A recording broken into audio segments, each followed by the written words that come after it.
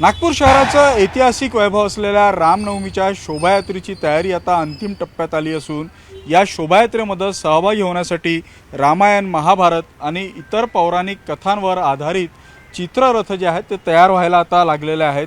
यासोबतच यंदा आकर्षणाचा विषय असणार आहे ते म्हणजे ऐतिहासिक चित्ररथ। कारण ज्या पद्धतीने छावा चित्रपट आला आणि त्यानंतर प्रेक्षकांच्या मनावर छत्रपती संभाजीराजांची भुरळ पडली आणि ती भुरळ आता या शोभायात्रेच्या निमित्तानं देखील पाहायला मिळणार आहे। कारण या शोभायात्रेमध्ये संभाजी महाराजांनी जे सिंहाला हरण केलं होतं, सिंहाला जे आपल्या शक्तीचं प्रदर्शन केलं होतं त्यावर आधारित जे आहेत ते चित्ररथ साकारलेले आहेत। दोन हे चित्ररथ साकारलेले आहेत आणि दोन वेगवेगळ्या ठिकाणाहून निघणाऱ्या शोभायात्रेमध्ये हे चित्ररथ जे आहेत ते सहभागी होणार आहेत। त्यामुळे यावेळी नागपूरमध्ये शोभायात्रा पाहायला येण्यासाठी देशभरातील भाविकांना पौराणिक महत्त्व तर कळेलच, मात्र छत्रपती संभाजीराजे यांचा इतिहास देखील कळणार आहे। छत्रपती संभाजीराजेच नाही तर शिवाजी महाराजांवर आधारित देखील देखावे तयार करण्यात आलेले आहेत। आपल्यासोबत स्वतः मूर्तिकार आहेत मनोज बिंड।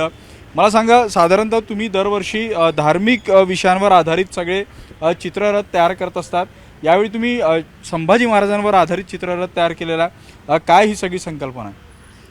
दरवर्षी शोभायात्रेमध्ये देवी देवतांचे झाक्या तर निघतातच आणि महाराजांचे वगैरे इतिहास पण दाखवतात। पण यावर्षी मागील 1.5 महिन्यामध्ये जो छावा पिक्चर आलेला होता त्यामध्ये आणखी लोकांमध्ये जागरूकता झाली आणि आयोजकांना वाटलं की नेहमी आपण एकच सारख्या मूर्त्या बनवतो, पण यावेळेस काही नवीन म्हणून त्यांना एक छावा पिक्चरचं संभाजी महाराजांचा विषय दिला आणि त्यांना खूप आवडला आणि त्यांना असं वाटलं की चला आपण एक झाकी ती बनवूया छावा पिक्चरची आणि त्या माध्यमातून एक इतिहास पुन्हा जागरूकता होईल।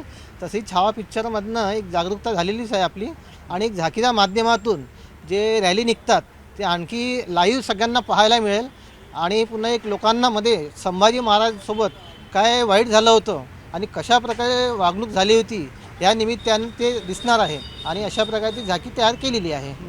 मला सांगा, नागपूरमध्ये काही दिवसांआधी जो हिंसाचार झाला होता त्या हिंसाचाराचा या शोभायात्रेवर काही परिणाम आहे का? गेल्यावेळी जितके चित्ररथ होते तितकेच यावेळी असणार आहेत का? सुरुवातीला हिंसाचार झाला होता, पण आम्हालाही आमचं लॉकडाऊनसारखं ती बंदी झाली होती 4 ते 5 दिवसात, त्यावेळी थोडंसं आम्हालाही त्रास गेला आणि जे ऑर्डर दिलेला होता पण आम्हाला असं वाटलं की काही परिणाम होईल, पण लगभग आपल्या नागपूरसारख्या शहरामध्ये शांततेचं वातावरण खूप छान आपल्या मुख्यमंत्र्यांनी करून दिलं आणि पुन्हा उत्साहाने शोभायात्रेमध्ये आणखी जास्त प्रमाणात ऑर्डर मिळाले आणि शांततेने ही रामनवमी शोभायात्रा पार पडणार आहे। मला सांगा, छत्रपती संभाजी महाराज आहेत, शंकराच्या मूर्त्या आहेत, शिवाजी महाराज देखील दिसत आहे, कुठल्या देखाव्यांना आता नागरिकांकडून आयोजकांकडून पसंती दिली जाते?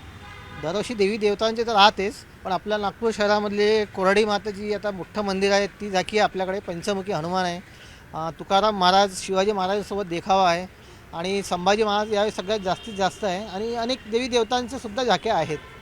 नक्कीच नागपूरमधला निघणारी ही शोभायात्रा जी आहे ती दरवर्षी नवा संदेश देत असते आणि ही शोभायात्रा पाहायला फक्त नागपूर नाही तर देशभरातून नागरिक जे आहेत ते नागपूरमध्ये येतात। कारण अयोध्येनंतर इतक्या मोठ्या प्रमाणात श्रीराम जन्मोत्सव हा नागपूरमध्ये साजरा केला जातो आणि आता या रामनवमीच्या शोभायात्रेला जे आहे ते छत्रपती संभाजी महाराजांची चित्ररथ जोडलं जाणार आहे। त्यामुळे नक्कीच धार्मिक आणि ऐतिहासिक असा दोन्ही संगम या निमित्तानं रामभक्तांना या रामनवमीला नागपूरमध्ये अनुभवता येणार आहे।